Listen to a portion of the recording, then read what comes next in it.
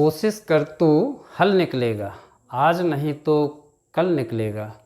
अर्जुन का सा लक्ष्य साध ले, बंजर से भी फल निकलेगा। प्यारे बच्चों, यदि हमारी कोशिश ईमानदार है, हमारा प्रयास सही लक्ष्य की ओर है, तो कोई भी लक्ष्य, कोई भी उद्देश्य अपूर्ण नहीं है। स्वागत है बच्चों आप सभी का आपके अपने YouTube चैनल XP क्लासेस में।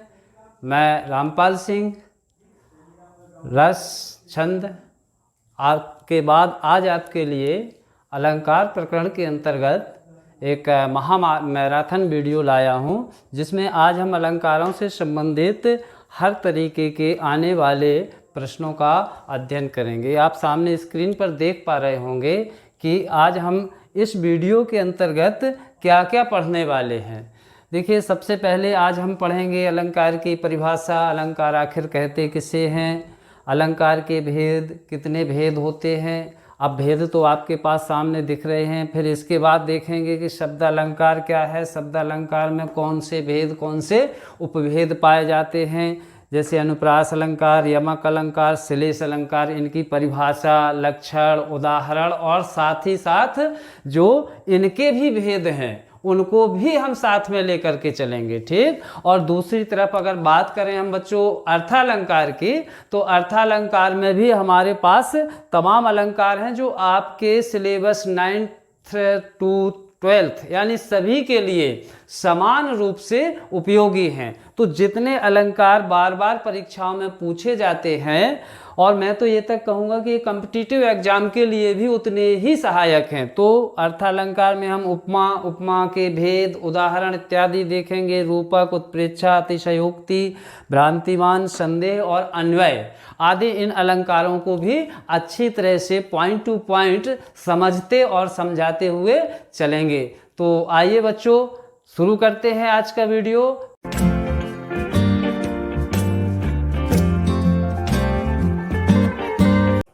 अलंकार जो है, अलंकार ये हमारा आज का टॉपिक है। तो सबसे पहले हमें ये जान लेना होगा कि आखिर अलंकार क्या है। ठीक। अलंकार की परिभाषा क्या है। बहुत बार पूछा जाता है कि अलंकार की परिभाषा देते हुए अनुप्रास अलंकार के उदाहरण दीजिए या यमक अलंकार का उदाहरण दीजिए। तो हमें सबसे पहले अलंकार जान लेना चाहिए। तो अलंकार का बच्चों अर्थ होता है आभूषण। ठीक। अब आभूषण देखिए, यदि स्त्री पहन ले तो उसके शरीर की सुंदरता बढ़ जाती है, और यदि हम कविता को स्त्री मान लें तो फिर कविता रूपी स्त्री, कविता रूपी कामनी के शरीर की जिन जिन चीज़ों से शोभा बढ़ेगी वो अलंकार है। तो इस तरह से हम ये कह सकते हैं कि काव्य की शोभा बढ़ाने वाले धर्मों को अलंकार कहते हैं। ठीक। जिन जिन धर्मों से, जिन जिन तत्वों से काव्य की शोभा बढ़ेगी बच्चों, वो अलंकार कहलाएंगे। तो काव्य की शोभा बढ़ाने वाले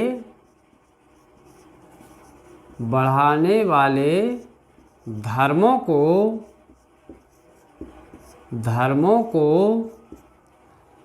अलंकार कहते हैं। अलंकार कहते हैं। यदि बच्चों आपसे अलंकार का शाब्दिक अर्थ पूछा जाता है, तो अलंकार का शाब्दिक अर्थ मैंने आपको बताया है आभूषण। ठीक।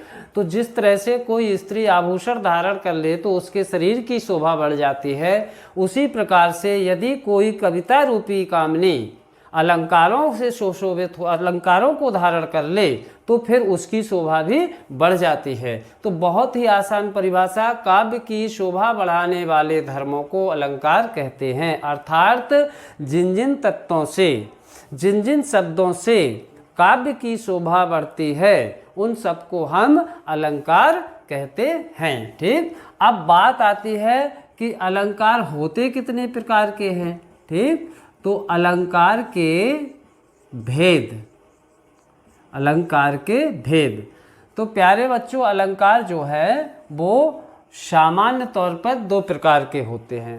बाद में बहुत से विद्वान हुए हैं जिन्होंने अलंकारों के 3, 4 यहाँ तक कि 5 भेद तक कर दिए हैं, ठीक। लेकिन आज भी जो सामान्यतः भेद किए जाते हैं वो दो ही अलंकार हैं। नंबर 1 होता है शब्दालंकार, ठीक, और नंबर दूसरा होता है अर्थालंकार।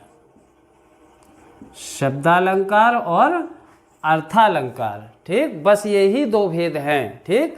तो शब्दालंकार अर्थात जब शब्द से काव्य की शोभा बढ़े तो उसे शब्दालंकार कहते हैं, और जब अर्थ से काव्य की शोभा बढ़ती है तो उसे अर्थालंकार कहा जाता है, ठीक।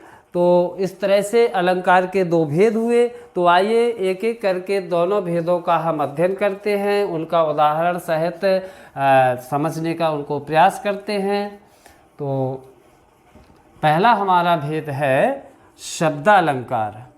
तो शब्दालंकार के बारे में मैंने आपको बताया है कि जब शब्दों से चमत्कार उत्पन्न हो, जब शब्दों से काव्य की शोभा बढ़ जाए तो उसे शब्दालंकार कहते हैं, ठीक। तो पहला हमारी हेडिंग यही बन जाएगी। नंबर 1 है शब्दालंकार, ठीक। शब्दालंकार यानी शब्द धन अलंकार दीर्घ संधि से मिलकर के बन जाता है शब्दालंकार, ठीक। तो शब्दालंकार क्या है? जब शब्द से काव्य की शोभा बढ़ती है, काव्य की शोभा बढ़ती है, ठीक। जब शब्द से काव्य की शोभा बढ़ती है तो उसे क्या कहते हैं? शब्दालंकार कहते हैं, शब्दालंकार कहते हैं, ठीक। अब ये बच्चों कुल 3 होते हैं और तीनों ही आपके कोर्स में, आपके सिलेबस में उपस्थित हैं, ठीक। ये कौन कौन से होते हैं? नंबर A, B और C, ठीक। नंबर A होता है आपका अनुप्रास अलंकार। कौन सा? अनुप्रास अलंकार, ठीक। मैं संधि करके लिख रहा हूँ तो आप समझते जाइएगा। अनुप्रास धन अलंकार, अनुप्रासालंकार, ठीक। ऐसे दूसरा होता है बच्चों यमकालंकार, यानी यमक धन अलंकार, यमकालंकार। और तीसरा जो होता है बच्चों वो होता है आपका श्लेष अलंकार, श्लेष अलंकार, ठीक। बस शब्दालंकारों में ये 3 ही अलंकार होते हैं, अनुप्रास अलंकार, यमक अलंकार और श्लेष अलंकार, ठीक। तो सबसे पहले हम अब डालेंगे अनुप्रास अलंकार की परिभाषा और लक्षण, ठीक।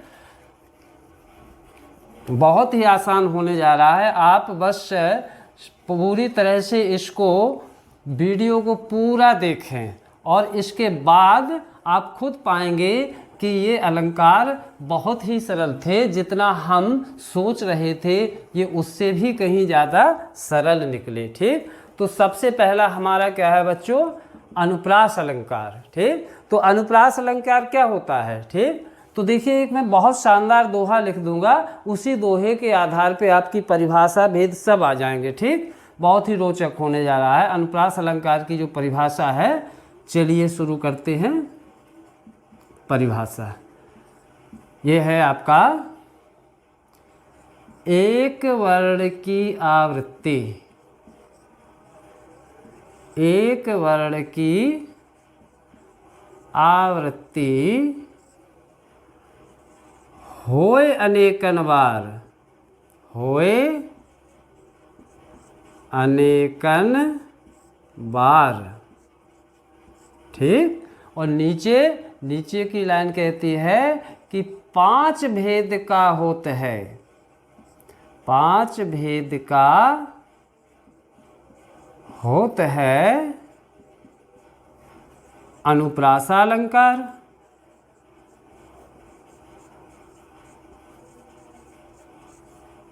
ये एक वर्ण की आवृत्ति होय अनेकन बार पांच भेद का होत है अनुप्रासा अलंकार। अर्थात बच्चों यदि एक वर्ण जब अनेकों बार आए, आवृत्ति माने किसी चीज की बार बार आना जाना लगा रहे, ठीक, आवृत्ति का मतलब बार बार आना, तो एक वर्ण की आवृत्ति होय अनेकन बार, अर्थात जब एक वर्ण बार बार आए तो उसे क्या कहते हैं, अनुप्रास अलंकार कहते हैं। और पांच भेद का होते हैं, अर्थात कोई आपसे पूछे कि अनुप्रास अलंकार के कितने भेद होते हैं तो आपका इसी में उत्तर मिल जाएगा। नीचे की लाइन कहती है कि पांच भेद का होते हैं अनुप्रासा अलंकार, अर्थात आपकी परिभाषा भी इसी में है और आपके भेद भी इसी में है, ठीक। अब देखिएगा, जैसे उदाहरण के लिए हम एक एग्जाम्पल लेते हैं, वो एग्जाम्पल है जैसे तरनि तनूजा तट तमाल,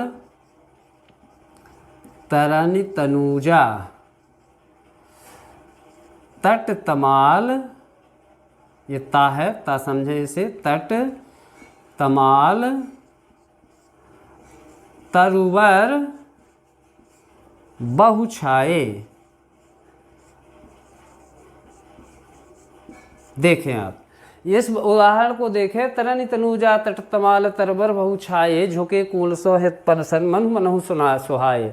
तो यहाँ देखिए ता, यहाँ ता, यहाँ ता, यहाँ ता, तमाल में भी ता, तरवर में भी ता, तो यहाँ ता वर्ण की आवृत्ति बार बार हो रही है, इसलिए बच्चों इसमें अनुप्रास अलंकार है, ठीक। अब बात करते हैं इन पांच भेदों की, ठीक। तो ये पांच भेद होते कौन कौन से हैं, ठीक। तो बहुत आसान है, चलिए इन पांच भेदों को भी मैं बता दूं। यदि आपने इसको लिखा नहीं है तो स्क्रीनशॉट ले लें, बहुत ही आसान परिभाषा है, ठीक। आपको रटना नहीं है, खेल खेल में दोहा लिख दिया, उसी दोहे को याद कर सकते हैं आप। एक वर्ण की आवृत्ति होय अनेकन बार, पांच भेद का होता है अनुप्रासा अलंकार, ठीक। तो ये आराम से आपको याद हो गया होगा।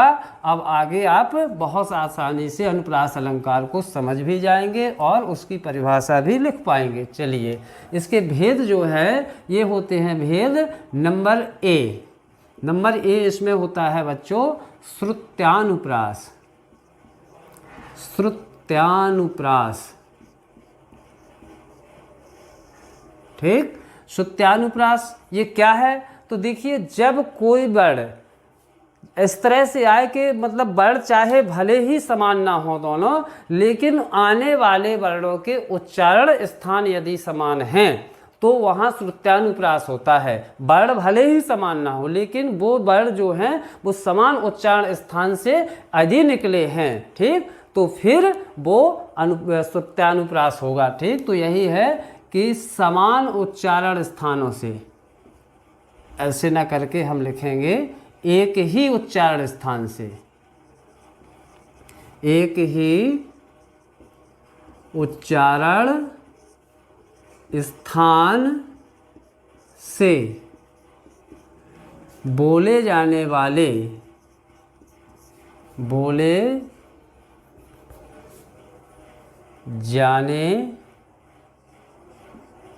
जाने वाले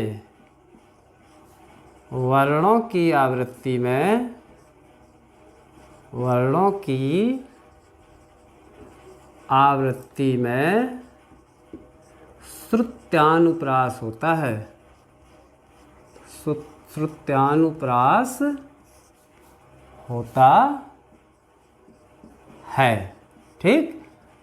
वर्ण भले ही एक ना हो लेकिन उनका जो उच्चारण स्थान है यदि वो एक जैसा है, ठीक, तो वहाँ श्रुत्यानुप्रास होता है। जैसे हम कहें पवनमान, पवनमान वन को गए, ठीक। अब देखें हम यहाँ पे किसी भी वर्ण की वैसे आवृत्ति नहीं हो रही है, लेकिन ये पा देखें, पा कहाँ से बोला जाता है, ओष्ठ से। माँ देखो, माँ कहाँ से बोला जाता है, ओष्ठ से। वा देखो, वा कहाँ से बोला जाता है, ओष्ठ से।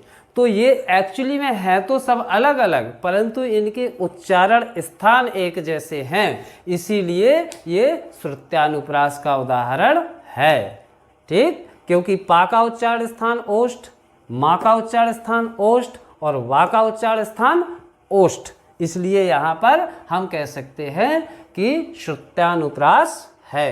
ठीक, नंबर दूसरे की बात करते हैं।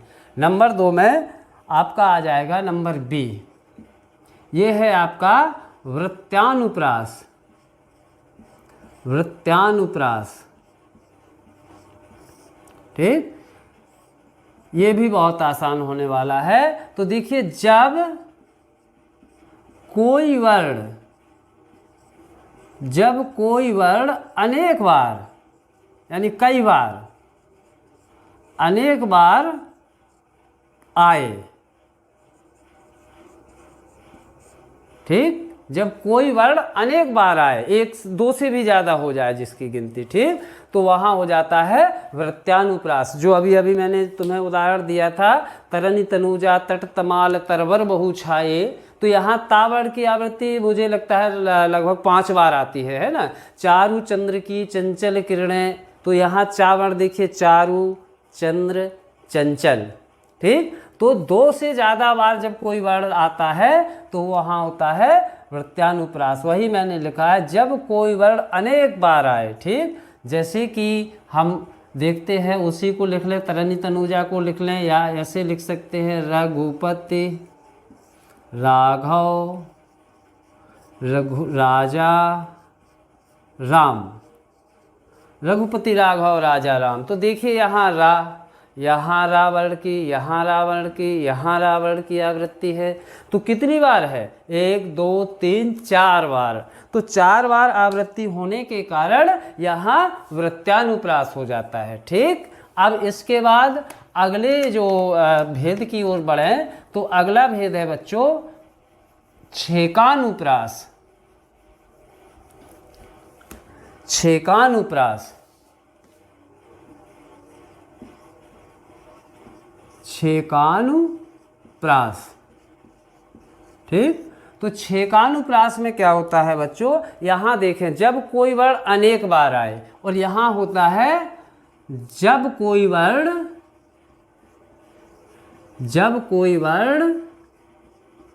केवल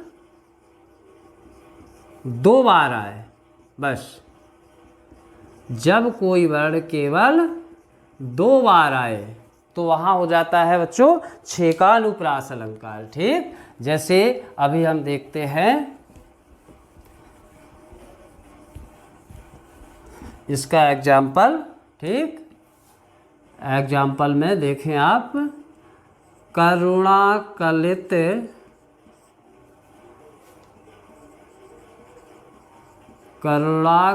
हृदय में अब विकल रागनी बजती है, विकल रागनी बजती है।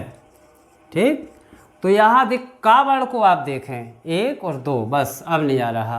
ठीक, तो केवल 2 बार आया है, इसलिए यहाँ छेकानुप्रास है। ठीक, तो जब कोई वर्ण केवल 2 बार आए तो वहाँ छेकानुप्रास अलंकार होता है। जैसे करुणा कलित हृदय में अब विकल रागनी बजती है। इसके बाद अब अगला जो है नंबर 4, ठीक, वो कहलाता है अंत्यानुप्रास। क्या होता है बच्चों, अंत्यानुप्रास। नंबर 4 होता है आपका नंबर डी,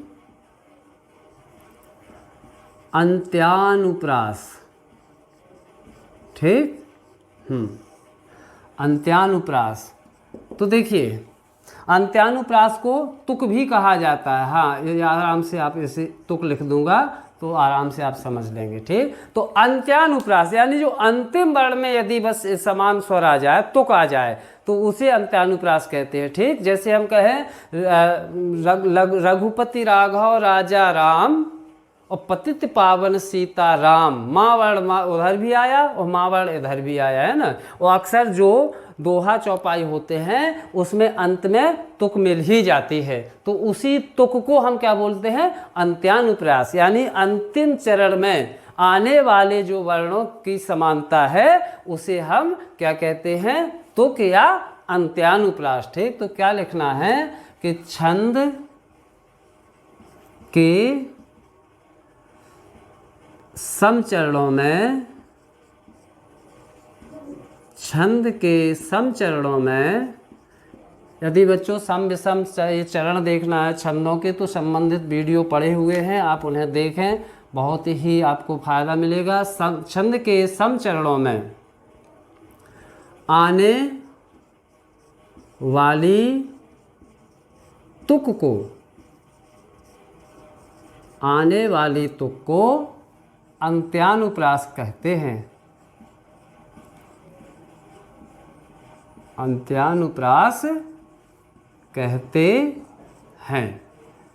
ठीक, जो छंद के अंत में सम चरणों में जो तुक आती है उसे अंत्यानुप्रास कहते हैं। ठीक, जैसे देख लें हम, मंगल भवन अमंगल हारी,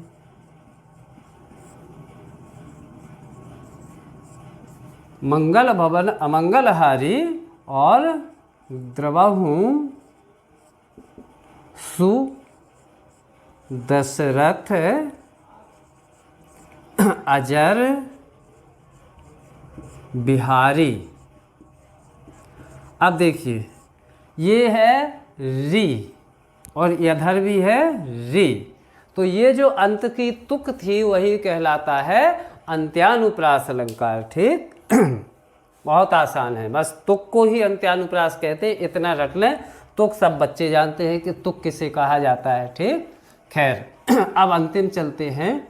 अंतिम हमारा जो है वो है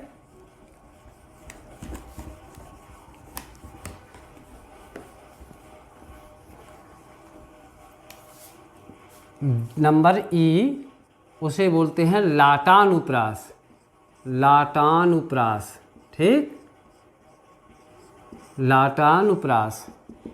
तो लाटानुप्रास में क्या होता है बच्चों कि इसमें छंद की दोनों पंक्तियां लगभग रिपीट हो जाया करती हैं, अर्थात दोनों पंक्तियां एक जैसी होती हैं, थोड़ा बहुत एक आध जगह अंतर कर दिया जाता है और उसका भाव अलग होता है, तो वो होता है लाटानुप्रास। जब आपको कहीं मिले कि दो लाइनें एक साथ बोली गई हैं तो वो होता है लाटानुप्रास। जैसे मैं आपसे कहूँ कि पूत सपूत तो का धन संचय और पूत कपूत तो का धन संचय, तो केवल सपूत और कपूत को छोड़ दें तो पूरी लाइन हमने रिपीट कर दी है ना। पूत सपूत तो का धन संचय, पूत कपूत तो का धन संचय, तो यहाँ पर लाटानुप्रास होता है। ठीक, यह ऊंचे घोर मंदिर में रहनवारी ऊंचे घोर मंदिर में रहाती है, तो देखिए ऊपर की लाइन वही कह रही है, ऊंचे घोर मंदिर में रहनवारी ऊंचे घोर मंदिर में रहाती है। तो जब दोनों लाइनें रिपीट हो जाए, यानी ऊपर की लाइन ही नीचे भी रिपीट हो जाए और इस तरह पूछा जाए आपसे कि इसमें कौन सा अलंकार है, तो आपका उत्तर होना चाहिए लाटानुप्रास। ठीक, तो लिखे जब छंद की पूरी लाइन, पूरी की पूरी पंक्ति क्या हो जाए, दोहरा दी जाए,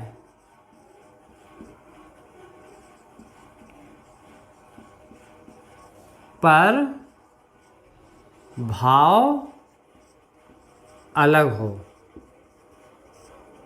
पर भाव अलग हो। ठीक, जब छंद की पूरी पंक्ति दोहरा दी जाए पर भाव अलग हो तो वहाँ लाटानुप्रास होता है। ठीक, जैसे मैंने अभी बताया, पूत सपूत तो का धन संचय। ठीक, और दूसरी लाइन क्या कहती है, पूत कपूत तो का धन संचय। देखिए आप पूरी की पूरी लाइन केवल सा की जगह का हो गया है, बाकी पूरी लाइन क्या है, रिपीट हो गई है, लेकिन भाव अलग है। पुत्र यदि सुपुत्र है तो का धन संचय, तो उसके लिए धन संचित करने की क्या आवश्यकता है।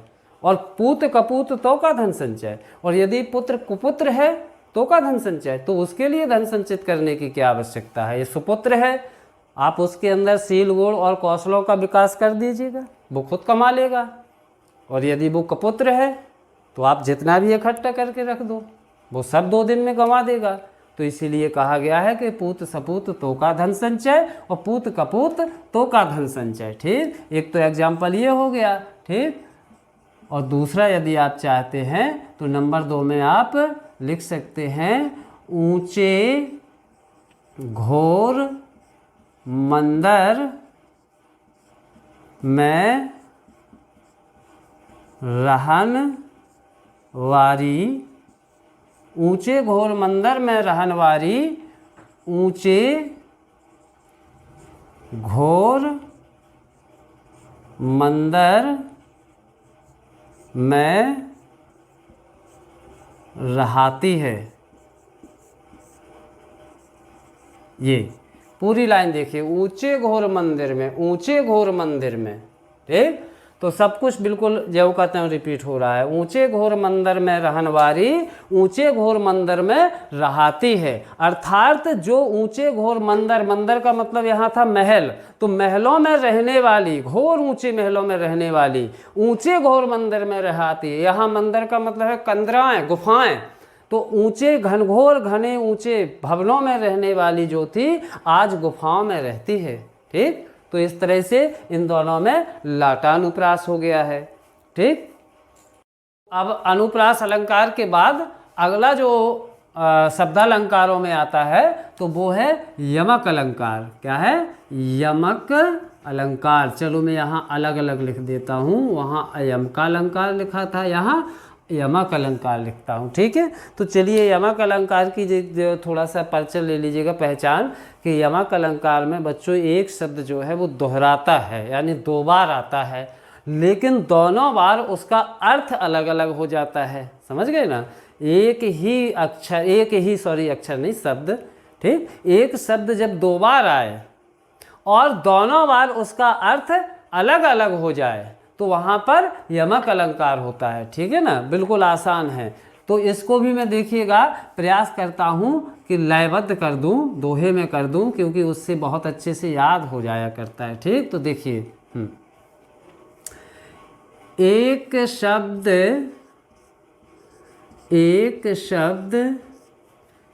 फिर जहाँ, फिर जहाँ,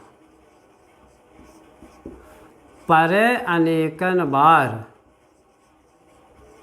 परे अनेकन बार।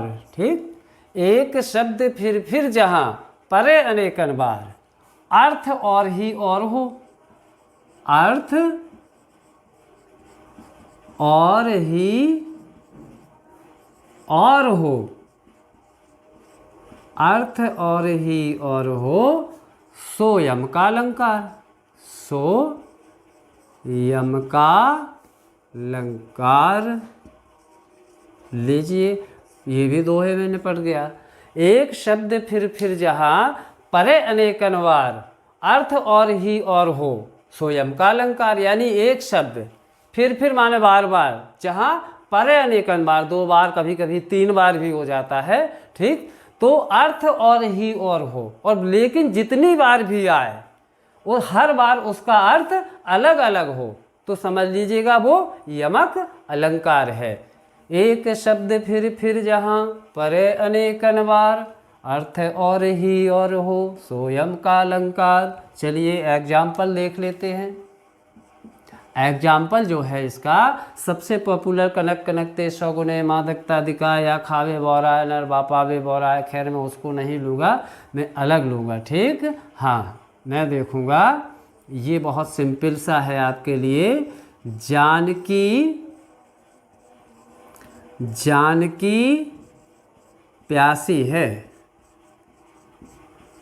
जानकी प्यासी है। तो देखिए यहाँ ये शब्द देखो और ये देखो, दोनों बिल्कुल सेम टू सेम रिपीट हो गया है ना, लेकिन अर्थ आपको अपने आप पता चल गया होगा कि इस जानकी का मतलब और इस जानकी का मतलब क्या है। यहाँ जानकी का अर्थ है सीता, ठीक, इस जानकी का अर्थ क्या है, सीता, ठीक, और इस जानकी का मतलब प्राण की, प्राणों की, है ना। हनुमान कह रहे हैं रावण से कि अभी समय है, यदि तुम सीता को वापस ससम्मान श्री राम को भेंट कर दो तो बहुत कुछ भला हो जाएगा राक्षस कुल का, नहीं तो जानकी जानकी प्यासी है, अर्थात सीता प्राणों की प्यासी है। तो देखिए जानकी शब्द 2 बार आया है, लेकिन दोनों बार इसका अर्थ अलग अलग हुआ है, ठीक। दूसरा एग्जाम्पल भी देख लो, देखिए इकली डरी हों, इकली डरी हों, ठीक, घन देख के डरी हों, आगे खाए बिस्की डरी हों, खाए बिस्की डरी हों, घनश्याम मर जई हों, मर जई हों। तो देखिए यहाँ आप डरी, डरी और डरी इनको 3 बार पा रहे हैं, एक ही शब्द को 3 बार देख रहे हैं, डरी डरी डरी, लेकिन तीनों बार इसका अर्थ अलग अलग है और आप बहुत कुछ उसमें से समझ भी चुके होंगे। इकली डरी हो, राधा कह रही है कि मैं अकेली डरी हूँ, अकेली डरी हूँ मतलब मैं अकेली पड़ी हूँ, तो यहाँ डरी का मतलब क्या होगा, पड़ी हूँ। घन देख के डरी हूँ, और आगे कह रही कि घन मतलब बादलों को देख करके मैं डरी हुई हूँ, डरी हुई मतलब भयभीत तो हूँ, और खाए विष की डरी हूँ, और जब डर गई तो मैंने विष की डरी खा ली। डरी मतलब एक टुकड़ा, जैसे गुड़ की डरी है ना, तो जब मैं घनों को देख के डर गई तो मैंने डर के विष की डरी खा ली। तो यहाँ आप देखिएगा कि डरी शब्द 3 बार आ रहा है और तीनों बार उसका अर्थ अलग अलग हो रहा है, ठीक है ना। इस डरी का अर्थ क्या है, इस डरी का अर्थ है पड़ा होना, इस डरी का अर्थ क्या है, डरा यानी भयभीत होना, और इस डरी का अर्थ है खाने वाली डरी, किसी चीज़ को जो हम टुकड़ों में बांट लेते हैं, गुड़ की डली, विष की डली, है ना, तो वो उससे है। तो आप देखेंगे कि यहाँ पर एक शब्द कई बार आता है, परंतु उसके अर्थ जितनी बार आता है उतनी बार वो भिन्न भिन्न हो जाते हैं, ठीक। चलिए अब देखते हैं अंतिम जो शब्दालंकार है उसको भी देख लेते हैं, ठीक। अंतिम शब्दालंकार है बच्चों श्लेष अलंकार। कौन सा, श्लेष अलंकार।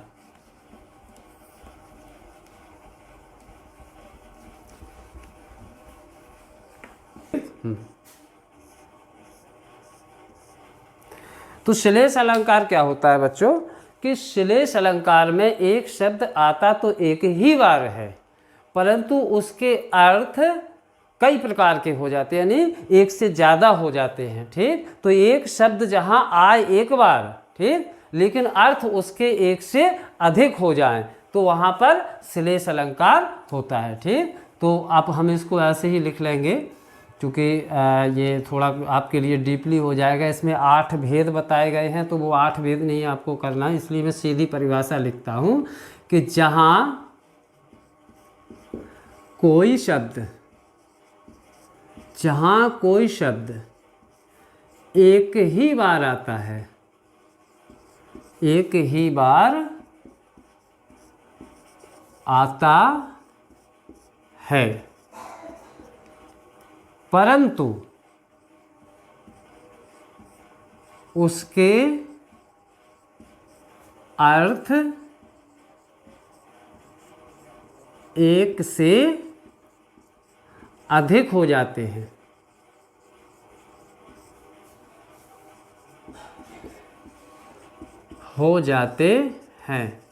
ठीक। वहाँ वहाँ श्लेष अलंकार, श्लेष अलंकार होता है। ठीक, एक ही बार आता है परंतु उसके अर्थ एक से अधिक हो जाते हैं, वहाँ श्लेष अलंकार होता है। याद रखिएगा कि शब्द एक ही बार आना है, अर्थ उसके अनेक हो जाते हैं। ठीक, जैसे मैं आपको एग्जाम्पल दूंगा तो आप यहाँ बहुत आसानी से समझ लेंगे उसे। मैं कहता हूँ, देखो, चरण धरत, चरण धरत चिंता करत, चिंता करत चितवत चारों ओर, चितवत चारों ओर। ठीक, हाँ, दोहा है। और सुबरन को खोजत फिरत, सुबरन को खोजत फिरत, खोजत फिरत। कौन? कवि। व्यभिचारी, चोर। ठीक, चरण धरत चिंता करत चितवत चारों ओर, और सुबरन को खोजत फिरत कवि व्यभिचारी चोर। तो यहाँ पे बच्चों ये जो सुबरन शब्द है ये, ठीक, ये शब्द आया एक ही बार है, लेकिन ये कवि के अर्थ में अलग हो जाएगा। व्यभिचारी के लिए नया अर्थ देगा और चोर के लिए नया अर्थ देगा। ठीक, कैसे मैं समझाता हूँ आपको। सबसे पहले हम कवि से लें। ठीक, कवि क्या करता है? चरण धरत, एक चरण की रचना करता है। ठीक, जैसे कोई दोहा होता है तो 4 चरण होते हैं, चौपाई है तो 4 चरण होते हैं, तो एक चरण पूरा करता है। चरण धरत माने एक चरण पूरा किया। फिर चिंता करत, फिर चिंतन करना पड़ता है, सोचना तो पड़ता ही है। ऐसा तो है नहीं है कि इस मुँह में शब्द भरे हों कुछ भी लिख दो, है ना।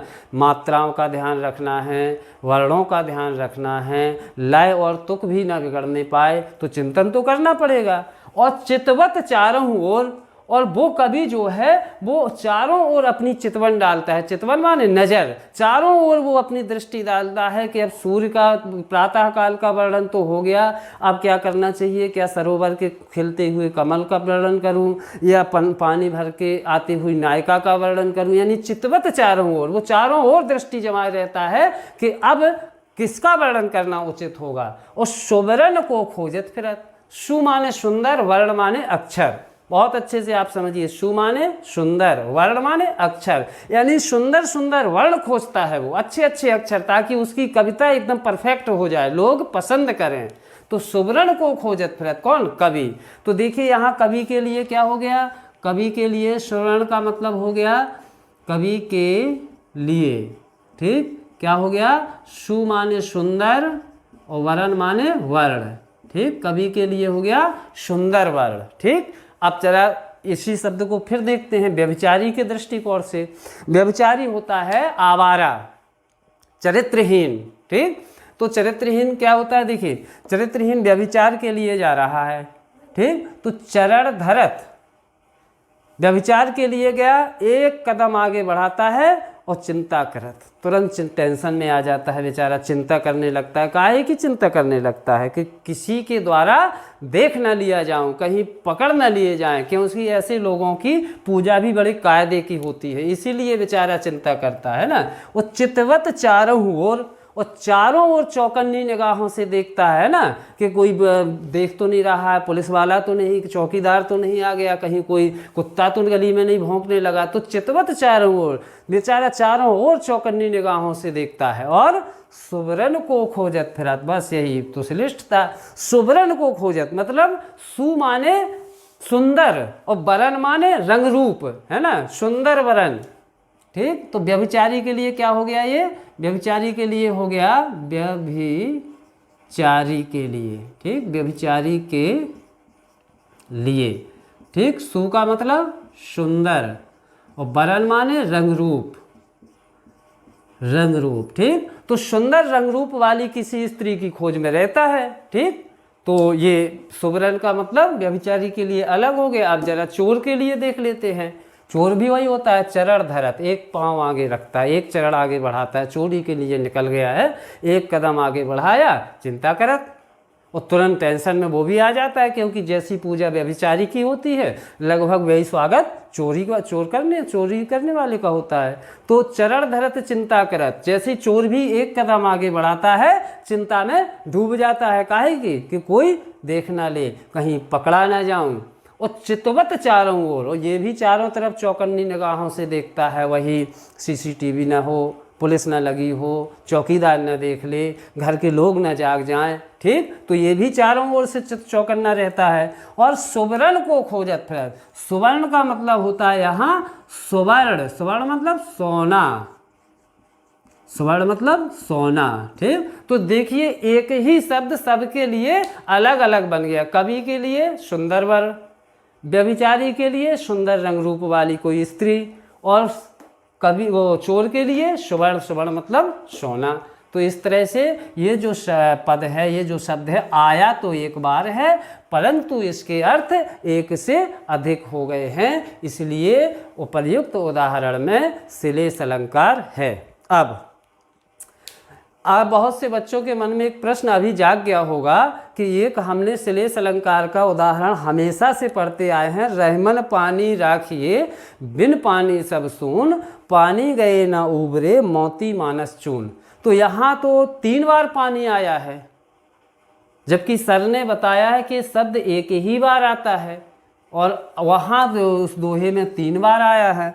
तो बच्चों मैं बता दूं कि ऊपर के जो 2 पानी हैं वो सामान्य तौर पर प्रयोग किए गए पानी हैं, अर्थात वो दोहे के जो छंद के जो शर्तें हैं, जो चरण को पूरा करने की शर्तें हैं, उनको पूरा करने के लिए रहमन पानी राखिए, ये फिर बिन पानी सब सून, ये कोई वो नहीं है। जो तीसरा पानी आता है, पानी गए न उबरे मोती मानस चून, तो ये जो तीसरा पानी आता है वो श्लेष्ठ है, अर्थात उसके 3 अर्थ होते हैं, ठीक। मैं देखिएगा रहीमदास जी कहते हैं कि हे मनुष्य पानी राखिए, यानी अपने अंदर पानी बचा के रखिए, बिन पानी सब सून, यदि पानी नहीं है ना तो सब बेकार है, क्यों, पानी गए न उबरे। रहीमदास जी कहते हैं कि यदि पानी से बाहर हुए, पानी गया तो ना उबरे, फिर कभी नहीं उबरोगे। कौन कौन नहीं उबरेगा, मोती मानस चून, चून मतलब चूना, ठीक, मानस माने मनुष्य। तो देखिए पहले मोती के लिए पानी का अर्थ है चमक से है, ठीक। तो यदि मोती की चमक चली जाए, मोती का पानी उतर जाए, तो फिर मोती को कौन खरीदेगा, बताइए, कोई नहीं खरीदेगा, फिर तो वो तो बेकार हो गया, क्योंकि मोती की कीमत कब तक है, जब तक उसमें चमक है, चमक मतलब पानी है, ठीक। तो यहाँ पानी का मतलब मोती के लिए क्या हो गया, चमक। और मनुष्य का यदि पानी उतर जाए, यानी उसकी शर्म चली जाए, प्रतिष्ठा चली जाए, तो फिर मनुष्य भी बेकार है। तो यहाँ मनुष्य के लिए पानी का मतलब है क्या, प्रतिष्ठा। कहते हैं ना बड़ा पानी वाला है, तो पानी वाला का मतलब बड़ी नाक वाला, यानी प्रतिष्ठा वाला है, ठीक। और चून, चून मतलब चूना, चूना में पानी नहीं है तो चूना भी बेकार है, व्यर्थ है, ठीक। तो यहाँ देखिए पानी का अर्थ कैसे, चमक से। मोती के लिए पानी माने चमक, मनुष्य के लिए पानी माने प्रतिष्ठा, और चूना के लिए पानी माने पानी। तो यहाँ शब्द एक पर अर्थ अनेक, यानी 3 अर्थ। ऊपर के जो 2 पानी हैं वो केवल और केवल छंद को पूरा करने के लिए सामान्य तौर पर प्रयोग हुए हैं, ठीक। तो इस तरह से बच्चों ये शब्दालंकार पूरे हुए। अर्थालंकार, अर्थालंकार अर्थात अर्थ धन अलंकार, अर्थालंकार। देखिए जहाँ अर्थ से चमत्कार उत्पन्न होता है, अर्थात जब अर्थ के द्वारा काव्य की शोभा बढ़ती है तो उसे अर्थालंकार कहते हैं। मतलब जहाँ अर्थ के द्वारा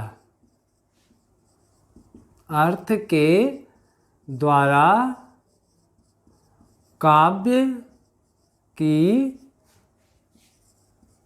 शोभा बढ़ती है, जहाँ अर्थ के द्वारा काव्य की शोभा बढ़ती है उसे अर्थालंकार कहते हैं। ठीक, और इनमें से जो प्रमुख अलंकार हैं केवल उन्हीं का हमें अध्ययन करना है जो आपके कोर्स में आए हुए हैं, जो आपके सिलेबस में हैं। और ये जो अलंकार हैं बच्चों 9th लेवल से लेकर के कक्षा 9 से लेकर के कक्षा 12 तक के सभी बच्चों के लिए, चाहे वो CBSE से हो या UP बोर्ड या अन्य किसी बोर्डों से हो, हम इतने अलंकार आपको पढ़ा देंगे कि सबके लिए उसमें आपके हिसाब से, आपके सिलेबस के हिसाब से अलंकार मिल जाएंगे। ठीक है, तो इस सभी के लिए समान रूप से उपयोगी है 9th 10th 11th and 12th। ठीक, तो चलिए अर्थालंकार क्या बताया मैंने कि जहां अर्थ के द्वारा काव्य की शोभा बढ़ती है। अभी तक हमने जो 3 अलंकार पढ़े उसमें शब्द से चमत्कार उत्पन्न होता था, परंतु अब इसमें अर्थ से चमत्कार उत्पन्न होगा। तो प्रमुख अर्थालंकारों में सबसे पहला अलंकार है उपमा। क्या है? उपमा। ठीक, तो उपमा अलंकार क्या है? उपमा अलंकार है, उपमा अलंकार इसका जो परिभाषा है, उपमा अलंकार की परिभाषा वो होती है जहां उपमेय और उपमान, जहां उपमेय और उपमान में साधारण धर्म के आधार पर, साधारण धर्म के आधार पर समानता दिखाई जाती है, समानता दिखाई जाती है। ठीक, जहां उपमेय और उपमान में साधारण धर्म के आधार पर समानता दिखाई जाती है उसे उपमा अलंकार कहते हैं। अब बच्चों यहाँ पे कुछ चीज़ें समझ में आनी चाहिए आपको कि उपमेय क्या है, उपमान क्या है और ये साधारण धर्म क्या है। ठीक, तो जब तक हम इन चीज़ों को नहीं समझेंगे, इन शब्दों को नहीं जानेंगे, तब तक हम उपमा अलंकार को क्या जानेंगे। तो उपमेय देखते हैं क्या है, बहुत आसान है बच्चों। उपमेय का मतलब होता है जिसकी उपमा दी जाए, जिसकी उपमा दी जाए, ठीक, वो कहलाता है उपमेय। ठीक है, जैसे कि आपके मुंह है, हाथ, पैर आदि। ठीक, यानी जो अंग आदि होते हैं, हाथ पैर अंग आदि, यानी जो शरीर के अंग आदि होते हैं वो होते हैं उपमेय। ठीक, और बात आती है उपमान की, तो उपमान वो होते हैं जिनसे उपमा दी जाए। उपमान का अर्थ होता है, उपमान जिस शब्द से उपमा दी जाए। ठीक, जैसे सूर्य, चंद्र, कमल आदि प्राकृतिक वस्तुएं, प्राकृतिक वस्तुएं ये। ठीक, सूर्य चंद्र कमल आदि प्राकृतिक जो वस्तुएं होती हैं वो उपमान होते हैं। तो बड़ा आसान हो जाएगा आप लोगों को समझने के लिए कि जो शरीर के अंग आदि होते हैं वो उपमान होते, वो उपमेय होते हैं, और जो सूर्य चंद्र कमल हिरणी मोरनी इत्यादि इत्यादि जो होते हैं वो सब उपमान होते हैं। अर्थात जिसकी हमें उपमा दी जानी है, जिसकी हमें सुंदरता इत्यादि बतानी है तो वो उपमेय है, और जिसके द्वारा बतानी है वो है उपमान। अब तीसरी बात आती है आपकी साधारण धर्म की।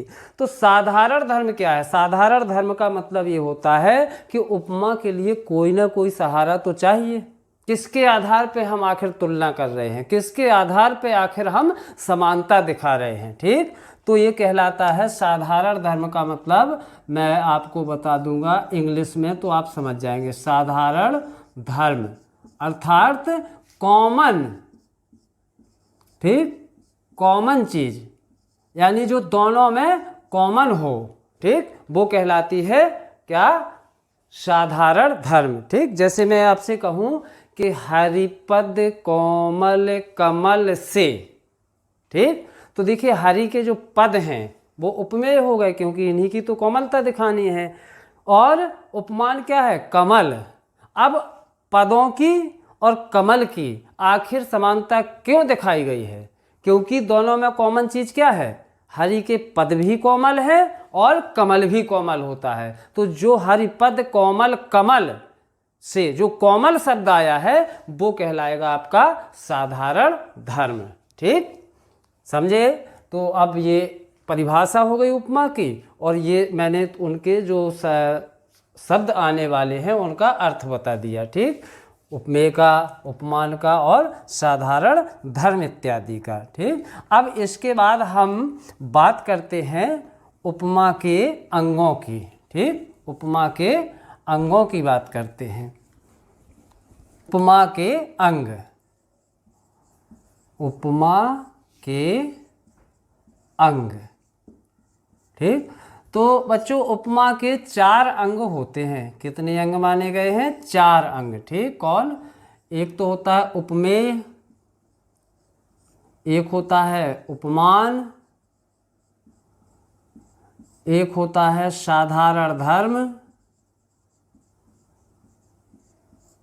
साधारण धर्म, और एक होता है वाचक, वाचक शब्द।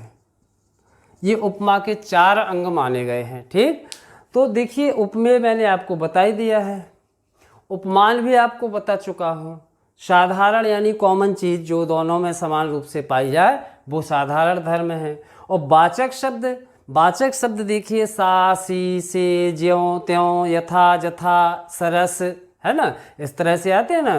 पीपर पात सरस मन डोला, तो देखिए जो पीपर का पात है ये उपमान है, और सरस जो है वो वाचक शब्द है, और जो मन है वो उपमेय है, और डोलना जो है वो साधारण धर्म है, ठीक है ना। क्योंकि मन की उपमा दी जानी तो जिसकी उपमा दी जाए वो उपमेय। काहे से उपमा दी गई? पीपल के पत्ते से, तो वो उपमान, ठीक। क्यों आखिर मन को पीपल के पत्ते से? क्योंकि दोनों डोलते बहुत हैं। पीपल के पत्ते को हल्की सी हवा लगी और वो डोलने लगता है, ऐसे मन बहुत जल्दी डोलता है ना। हल्का सा कुछ अपने मन का देखा मन ने अपने हिसाब का, अपने अनुकूल, और वो तुरंत भटक जाता है। और वाचक शब्द क्या था? सरस, पीपर पात सरस मन डोला। तो ये 4 अंग होते हैं, ठीक। तो यहाँ इसको आप समझ चुके हैं, यहाँ इसको आप समझ चुके हैं, इसको भी बता चुका हूँ। ये होते हैं आपके सा सी से ज्यों, ठीक, यथा जथा सरस सर, एक सेकंड, सरस, ठीक। तो ये और भी होते हैं, आदि लगा लें, ठीक, सरस आदि। ये जो है वाचक शब्द हो, इसी से आप पहचान करेंगे कि आखिर फला छंद में उपमा अलंकार है या नहीं है, ठीक। जहाँ आपको सा सी से ज्यों यथा जथा सरस आदि जो शब्द मिले तो आप तुरंत पता लगा लेंगे कि ये उपमा अलंकार है, ठीक। अब देखिए उपमा अलंकार के भेद भी हो जाते हैं, और उपमा अलंकार के जो भेद हैं वो होते हैं 2। कैसे? देखिएगा, ये 4 आपके उपमा के अंग हैं जिसमें ये चारों चीज़ें पाई जाएं, वह तो क्या है? वह कहलाएगा आपका पूर्णोपमा। और यदि इन चार में से एकाध कम है तो वो कहलाएगी लुप्त उपमा। ठीक, तो इस तरह से आपके उपमा के दो भेद हो गए, पूर्ण उपमा और लुप्त उपमा। ठीक, उपमा के भेद। तो ये कितने भागों में हो जाती है? दो भागों में। कौन कौन?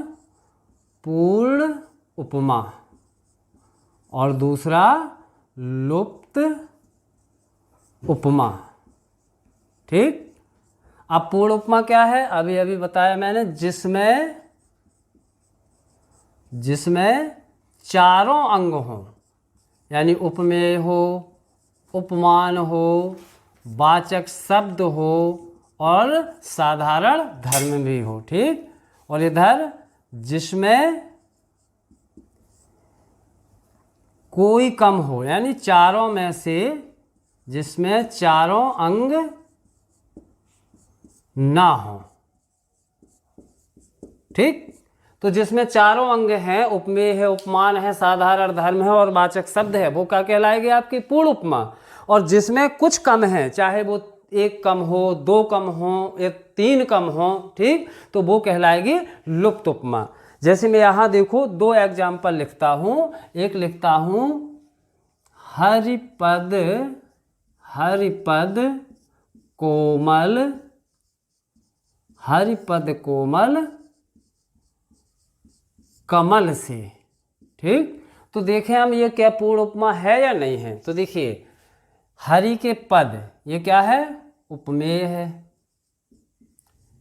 ठीक, अच्छा, काहे से उपमा दी गई? कमल से, तो ये क्या है? उपमान है।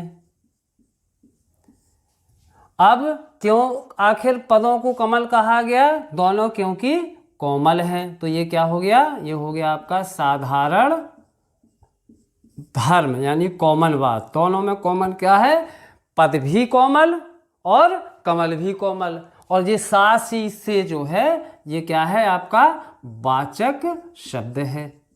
तो इसका मतलब ये पूरे चारों अंग मिल गए, 1 2 3 4। जब चारों अंग मिल गए तो ये क्या है? काय का उदाहरण है? ये है पूर्ण उपमा का, यानी ये उस पूरी उपमा है। ठीक, अब अगर हम कह दें कि सीता का मुख, सीता का मुख चांद सा है, सीता का मुख चांद सा है।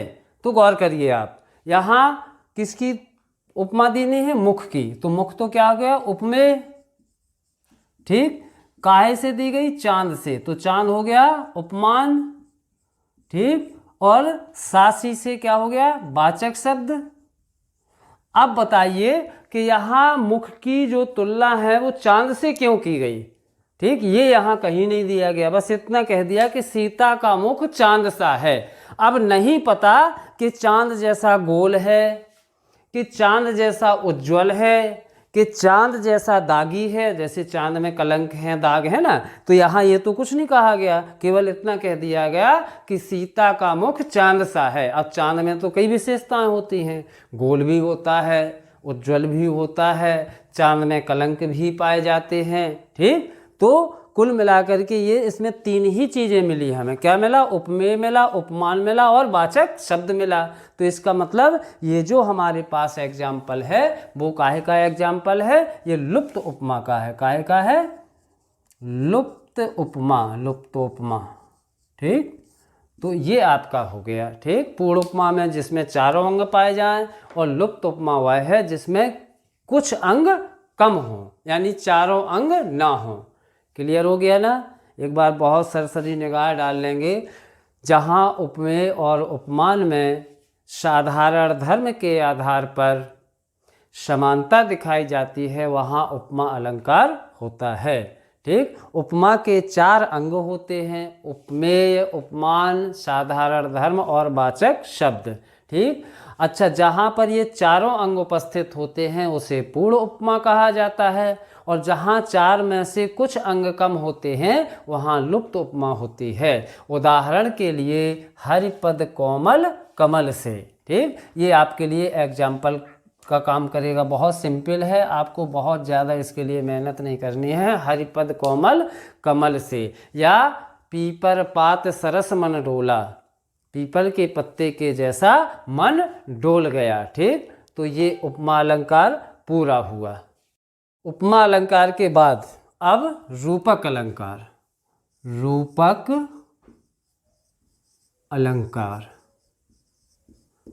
ये सब बच्चों अर्थालंकार के ही भेद हैं। ठीक, उपमा, रूपक, उत्प्रेक्षा, भ्रांतिमान इत्यादि इत्यादि।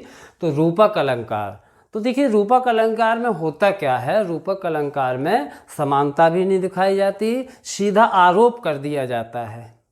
यानी आपको ये तो पता है कि उपमेय और उपमान दोनों में बहुत भेद होता है ना। कहने को तो कह दें हम कि चंद्रमुखी, चांद जैसे मुख वाली, है ना, लेकिन किसी का मुँह चांद जैसा हो भी नहीं सकता है ना। कमल नैनी, कमल जैसी आँखों वाली, ना किसी की आँखें कमल जैसी होती हैं, ना किसी का मुख चंद्र जैसा होता है ना। मृगनयनी तो जैसे मृग जैसी आँखों वाली, है ना।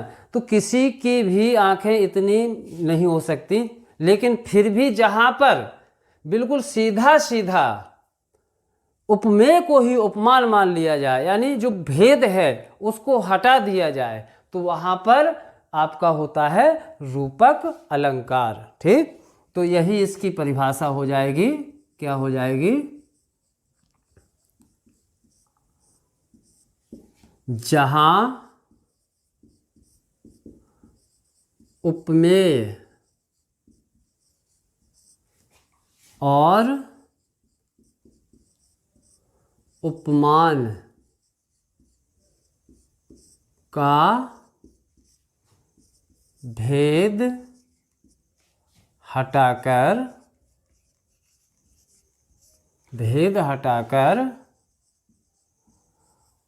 अभेद का आरोप किया जाए, अभेद का आरोप किया जाता है।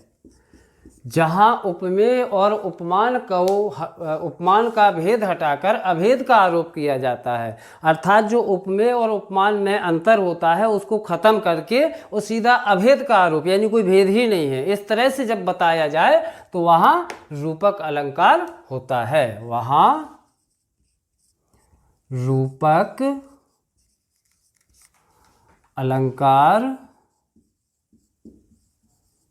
अलंकार होता है।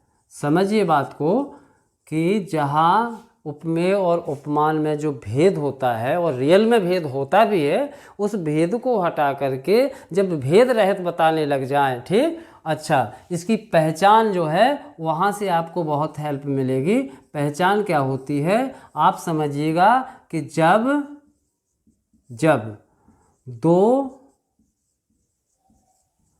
विभिन्न शब्दों के मध्य, ठीक, क्या लगा होता है? डैश लगा होता है, लगा हो, ठीक, तो वहाँ रूपक मानना चाहिए, ठीक, मानना चाहिए। या दूसरी बात ये होती है, या उपमेय और उपमान दोनों को मिलाकर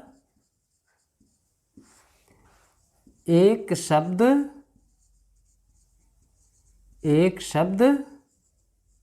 बना दिया जाए, ठीक। तो देखिए जब दो विभिन्न शब्दों के मध्य या तो ये डैश लगा हो, ठीक, तो मान लो कि रूपक अलंकार है, या फिर उपमेय और उपमान दोनों को मिला के एक शब्द बना दिया जाए, ठीक। जैसे हम कहें चंद्रमुखी, तो चंद्रमुखी एक शब्द बन गया ना, जबकि उसमें चंद्र और मुख ये दो शब्द थे, एक मुख था उपमेय और चंद्र था उपमान। मृगनयनी, तो अब मृग नैनी जो है ये दो शब्द हैं, एक मृग और एक नैनी, लेकिन उन दोनों को मिला के एक शब्द बना दिया गया। तो इस तरह से आपको अगर कभी मिले कमल नयन, मृग नैनी, चंद्रमुखी, ठीक है ना, कमल लोचनी, तो ये समझ लें आप कि सब रूपक अलंकार हैं। या उपमेय उपमान के बीच में ये डैश मिले तो भी समझें, ठीक। तो जैसे हम देखें अंबर, एग्जाम्पल अंबर पनघट, अंबर पनघट में डुबो रही, अंबर पनघट में डुबो रही तारा घट उषा नागरी, ठीक। तो देखिए अंबर पनघट ये रूपक अलंकार, तारा घट उषा नागरी, तो ये सब रूपक अलंकार के ही भेद है। देखिए यहाँ अगर हम कहते हैं कि अंबर जैसे पनघट में, लेकिन यहाँ भेद किए सीधा कह दिया कि अंबर रूपी पनघट में, यानी जो पनघट है वो सीधा अंबर ही बना दिया गया, और यहाँ घड़े को तारे बना दिया, तारा घट, और उषा को जो है वो नागरी बना दिया गया। तो इस तरह से या तो डैश मिले तो समझ लें आपके रूपक अलंकार है, या मैंने कहा इस तरह से मिले आपको चंद्रमुखी, ठीक, और कमल नयन, ठीक। तो इसको भी आप जब पूरा जो दो शब्द हैं, देखिए कमल अलग है नयन अलग है, लेकिन दोनों को मिला करके एक शब्द बना दिया गया। चंद्र और मुख ये अलग अलग हैं, लेकिन दोनों को मिला के एक शब्द बना दिया गया, तो ये आपका रूपक अलंकार हो जाता है, ठीक। और रूपक अलंकार के लिए ये आपका उदाहरण है, बहुत आसान है, जयशंकर प्रसाद की कविता से लिया गया है। बीती विभावरी जागरी, अंबर पनघट में डुबो रही तारा घट उषा नागरी, ठीक। तो इसी को हम आज चाहें तो याद कर सकते हैं, अंबर पनघट में डुबो रही तारा घट उषा नागरी, ठीक। तो ये होगा आपका रूपक अलंकार। रूपक अलंकार के बाद अब है अगला अलंकार उत्प्रेक्षा। देखिए बच्चों ये सबके लिए समान रूप से उपयोगी है, ठीक। किसी की कक्षा में उत्प्रेक्षा है, किसी की में रूपक है, किसी की में उपमा है, तो ये सभी कक्षाओं के लिए समान उपयोगी हैं। कक्षा 9 से लेकर के 12 तक के समस्त बच्चे इससे लाभ ले सकते हैं, ठीक। और यदि आपको कोई समस्या का सामना करना पड़ रहा है या कुछ समझने में थोड़ा बहुत समस्या आ रही है, तो मैंने एक व्हाट्सएप ग्रुप बनाया हुआ है, उसकी लिंक जो है आपको डिस्क्रिप्शन में मिल जाएगी। तो उस लिंक के माध्यम से आप मुझसे जुड़ करके, और यदि कोई समस्या आ रही है तो उनका समाधान प्राप्त कर सकते हैं, और मैं यथासंभव जहाँ तक कंटेंट से संबंधित आपके प्रश्न होंगे, जो समस्याएं होंगी, उनका मैं समाधान करूँगा, ऐसा मेरा वादा है, ठीक। तो चलिए उत्प्रेक्षा अलंकार। उत्प्रेक्षा अलंकार क्या होता है, तो देखिए यहाँ इसका लक्षण है कि जहाँ जहाँ उपमेय में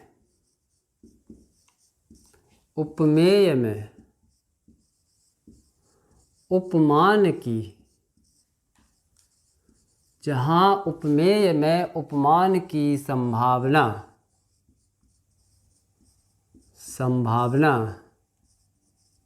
की जाती है, जहाँ उपमेय में उपमान की संभावना की जाती है, वहाँ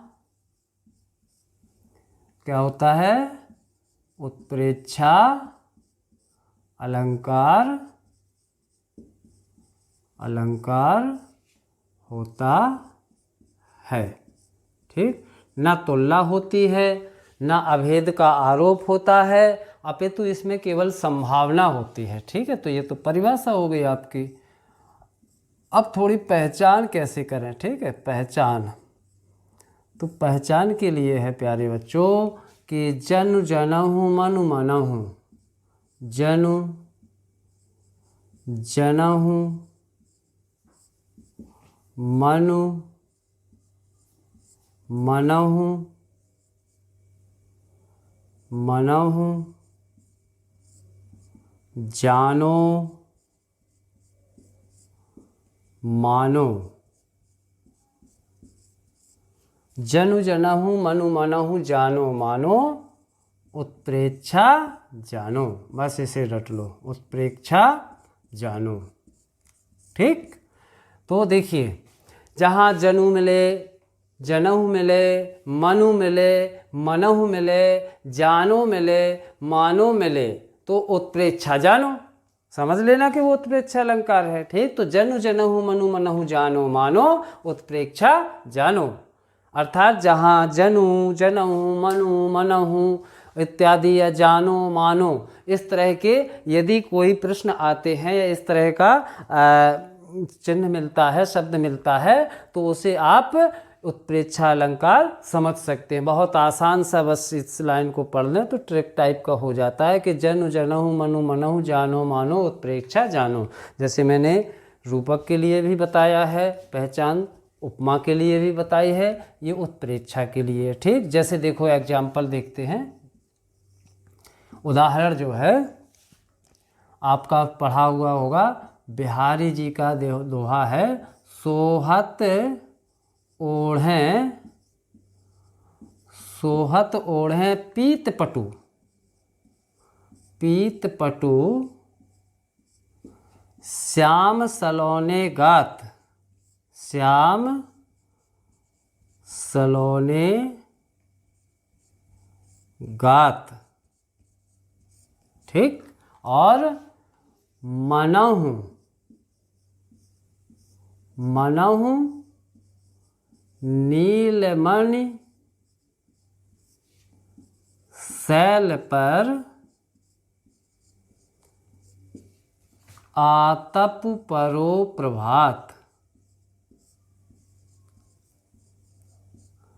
आतप परो प्रभात।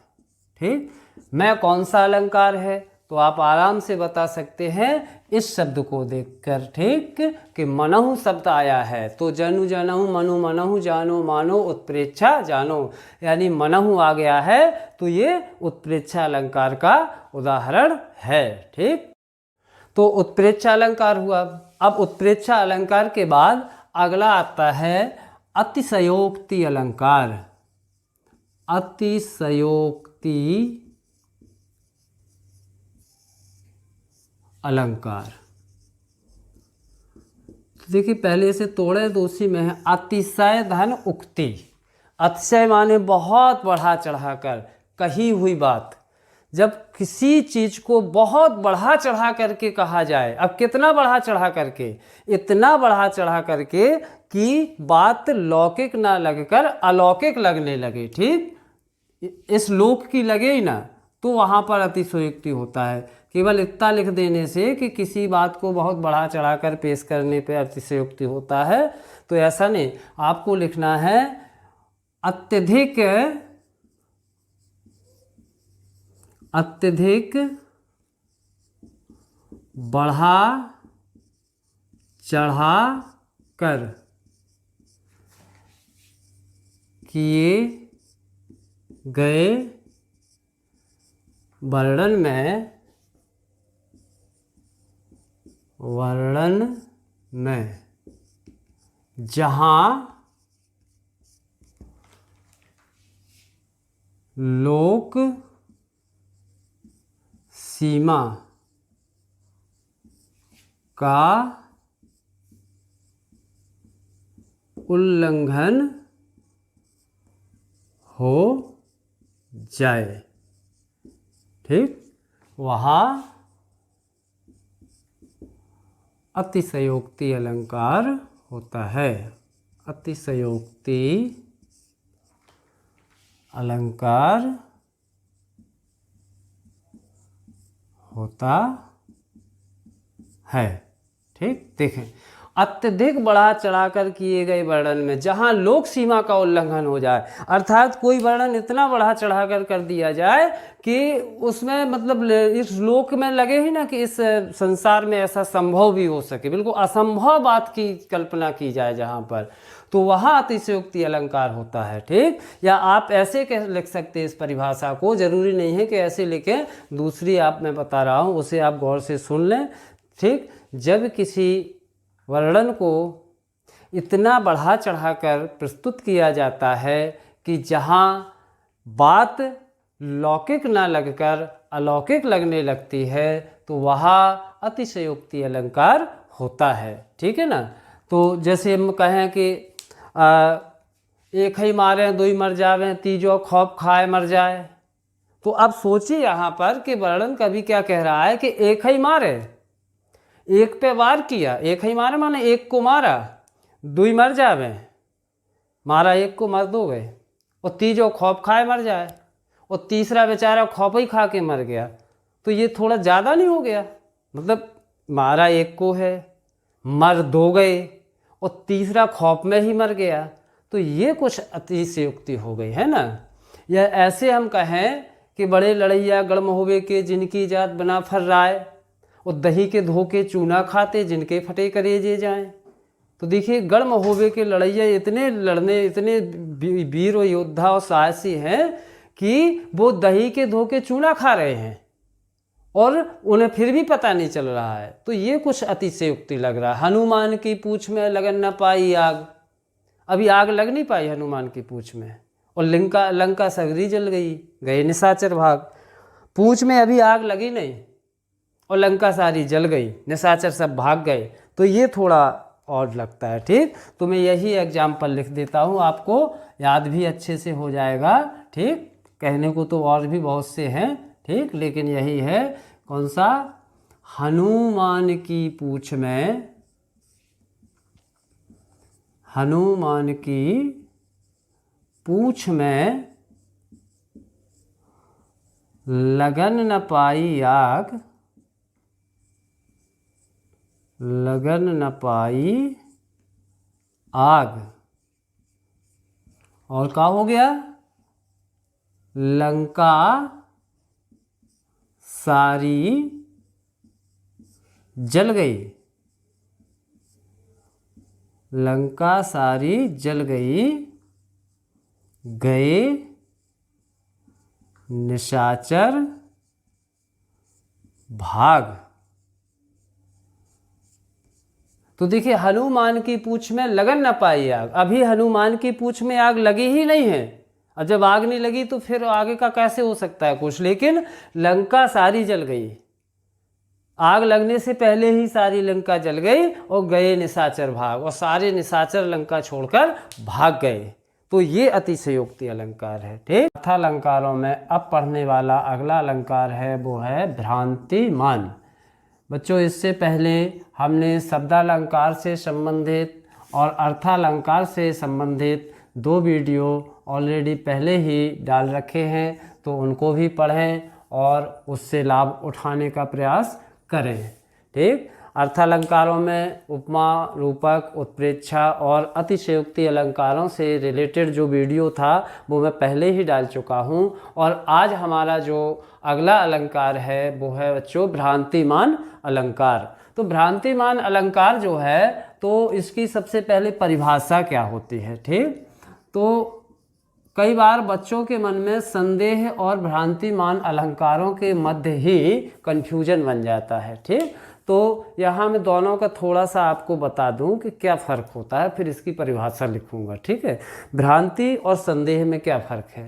देखिए संदेह होता है कन्फ्यूजन। ठीक, जैसे दूर से कोई चला आ रहा हो, तो बहुत दूर है तो दिखता है कि अरे कोई आ रहा है। ठीक, फिर मन में विचार आता है क्या मनुष्य है कि जानवर है कि मनुष्य है कि ये कन्फ्यूजन। फिर और पास आए बोले ये तो मनुष्य है। फिर लगता है कि अरे ये तो हमारा परिचित है, लेकिन रमेश है कि दिनेश है कि दीपक है कि गोकुल है। तो मतलब ये जो बार बार हमारे मन में के शब्द आ रहा है ना कि दीपक है कि रमेश है कि दिनेश है कि महेश है, तो ये के शब्द ही संदेह कर रहा है ना, यही कन्फ्यूजन कहलाता है। ठीक है, पानी है कि आग है कि पानी है, नारी है कि सारी है, मतलब ये संदेह।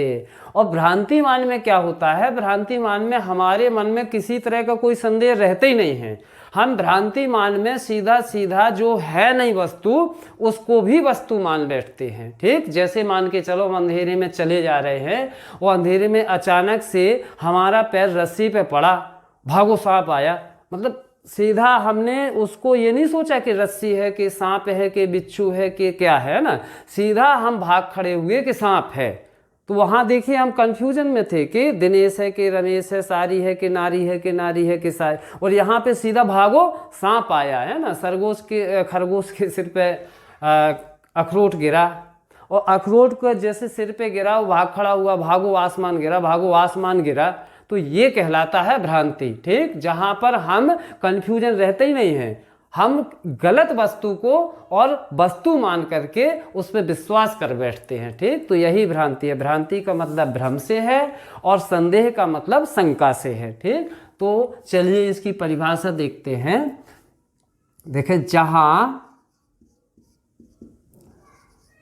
अवस्तु में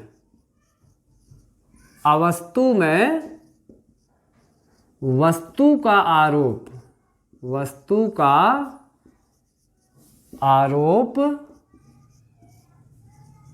कर दिया जाता है, जहां अवस्तु में वस्तु का आरोप कर दिया जाता है वहां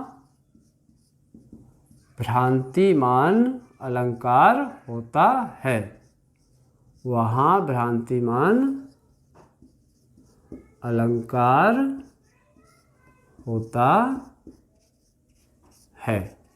ठीक, तो देखिए जहां अवस्तु में है ही नहीं वस्तु, अवस्तु माने ना वस्तु, जो वस्तु है ही नहीं उसमें भी वस्तु का आरोप कर दे। रस्सी पे पैर पड़ा और सांप समझ के भाग खड़े, तो रस्सी चूंकि वो थी ही नहीं, ठीक, वो सांप था ही नहीं, वो रस्सी थी, अवस्तु थी, लेकिन रस्सी में हमने क्या समझ लिया, वस्तु क्या समझ ली कि सांप है। तो बस यही, इसी का आरोप करना ही भ्रांतिमान कहलाता है। ठीक, तो जैसे उदाहरण के लिए हम देखें, एग्जाम्पल, बहुत अच्छा उदाहरण है। ठीक, क्या है, किंशुक सुमन समझकर झपटा भौरा सुख की लाल चोंच पर। भौरा सुख की लाल चोंच पर। किंसुक सुमन समझकर झपटा भौरा सुख की लाल चोंच पर, और तोते ने निज चोंच चलाई। तोते ने निज चोंच चलाई, जामुन का फल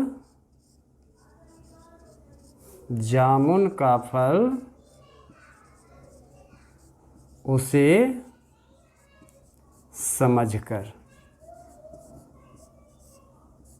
तो देखिए कितना सुंदर उदाहरण है आपका कि किंसुक सुमन समझकर झपटा। किंसुक कहा था टेसू, बहुत लाल फूल होता है किंसुक का, है ना।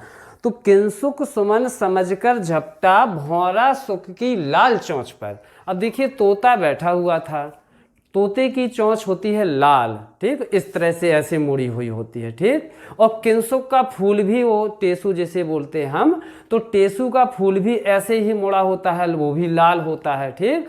तो भौरे ने जैसे ही तोते की लाल चोंच देखी तो उसे लगा कि ये टेसू का फूल है, और भौरा तो फिर फूल का होता ही है दीवाना, तो वो झपट पड़ा। तो किंसुक सुमन समझकर झपटा। कौन? भौरा। कहाँ? सुख की लाल चोंच पे। उसे लगा कि ये ना हो तो किंसुक का फूल है, टेसू का फूल है, इसलिए झपट्टा मार दिया। अब देखिए ये भ्रांति में पड़ गया बेचारा, लेकिन इधर दूसरे तोते ने चोंच चलाई, तोता भी झपट पड़ा, तोते ने भी अपनी चोंच चला दी। काय पे? भौरे पे। क्या सोच के? जामुन का फल उसे समझकर। तोते को लगा कि ये काली काली जामुन आ गई है मेरे पास, ठीक, क्योंकि भौरा कैसा होता है? नीला काला, और जामुन भी कैसी होती है? नीली काली। तो देखो दोनों भ्रांति में, भ्रम में फंस गए, ठीक। तोते ने भौरे को देखा तो उसे लगा कि ये जामुन का फल है, और भौरे ने तोते की चोंच को देखा तो उसे लगा कि ये टेसू का फूल है। तो यहाँ पे शंका किसी को नहीं है, उसे लगा कि ये टेसू का फूल है इसलिए इसको चूस लो, और तोते को लगा कि ये जामुन का फल है इसलिए इसे खा लो। तो इस तरह से ये इसमें आप देखेंगे कि भ्रांतिमान अलंकार है, ठीक। इसके बाद अब अगला अलंकार देखते हैं। अगला अलंकार है आपका संदेह। संदेह अलंकार, ठीक। तो इसकी परिभाषा जो है वो क्या है बच्चों, कि यहाँ मैंने बताया था ना कि कन्फ्यूजन बना रहता है, शंका बनी रहती काय में? उपमेय में उपमान की, ठीक। तो यही हमें लिखना है कि जहाँ उपमेय और उपमान में अनिश्चय की स्थिति बनी रहे। अनिश्चय मतलब क्लियर न कर पाए क्या है, ठीक। जहाँ उपमेय और उपमान में अनिश्चय की स्थिति बनी रहे, वहाँ क्या होता है? संदेह अलंकार होता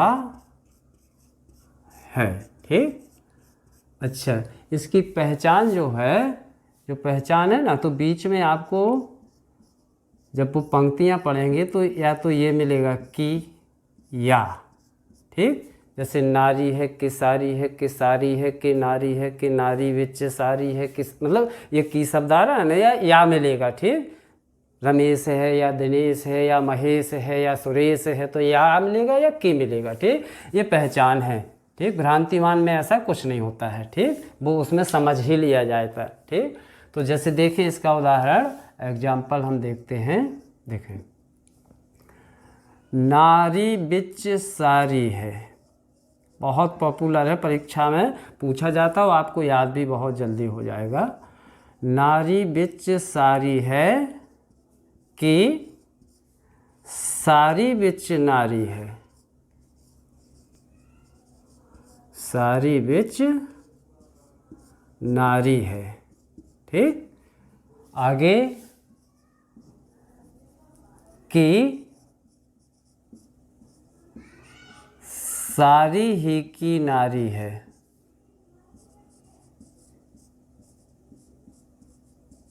नारी है कि नारी ही की सारी है।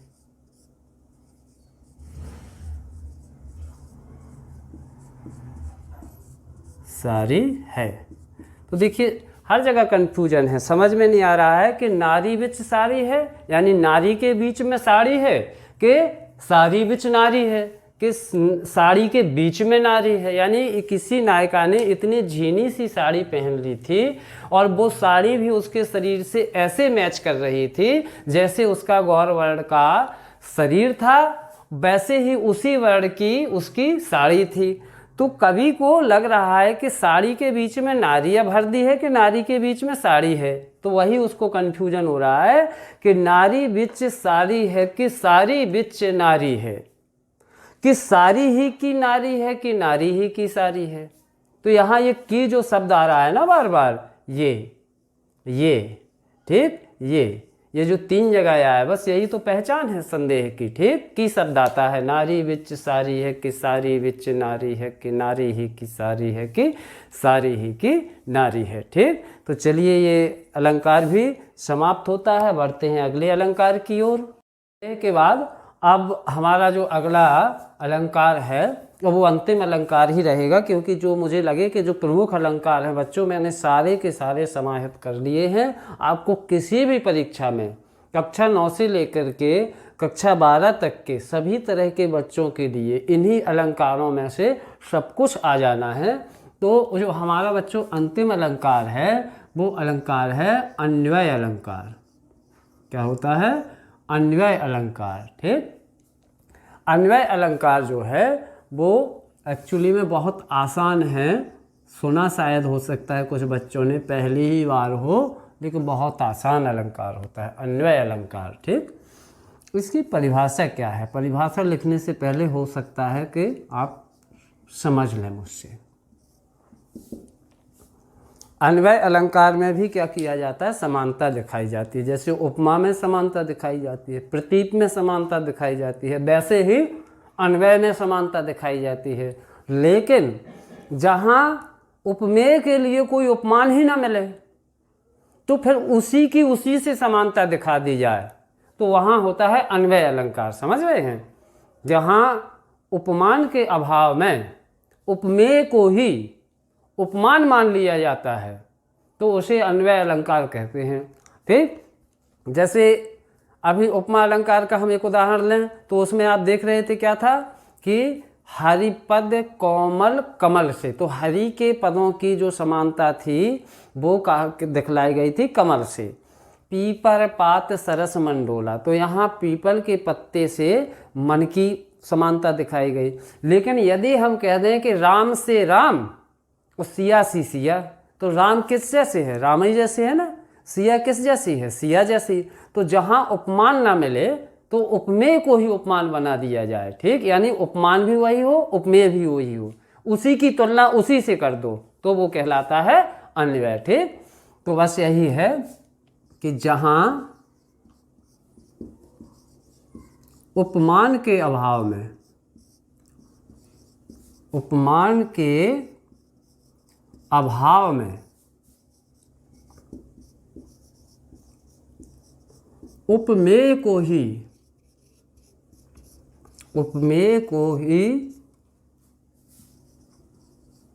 उपमान मान लिया जाता है। बच्चों बहुत आसान है, बिल्कुल अपने दिमाग पर टेंशन नहीं लेनी है। जब उपमेय उपमान एक ही चीज़ हो उसी की तुलना उसी से कर दो बस। ठीक, तो वहाँ क्या होता है? अन्वय अलंकार होता है। तो वहाँ अन्वय अलंकार होता है। ठीक, जहाँ उपमान के अभाव में उपमेय को ही उपमान मान लिया जाता है तो वहाँ अन्वय अलंकार होता है। ठीक, जैसे उदाहरण, यद्यपि दुर्बल भारत है, यद्यपि दुर्बल भारत है पर, दूसरी लाइन में लिख देंगे, पर भारत के सम भारत है। यद्यपि दुर्बल भारत है पर भारत के सम भारत है। अब आपसे कोई पूछे कि भारत कैसा है तो भारत भारत ही जैसा है। ठीक, तो यहाँ उपमेय भी वही है और उपमान भी वही है। तो वही बात है कि जहाँ उपमान के अभाव में उपमेय को ही उपमान मान लिया जाता है तो वहाँ अन्वय अलंकार होता है। ठीक, तो इस तरह से, या अभी मैंने आपको बताया कि राम से राम सिया सी सिया, तो राम कैसे हैं? राम से। सिया कैसी हैं? सिया सी। तो यहाँ जिसकी तुलना जिसी से कर दी जाए, उसकी तुलना उसी से कर दी जाए तो अन्वय अलंकार होता है। ठीक।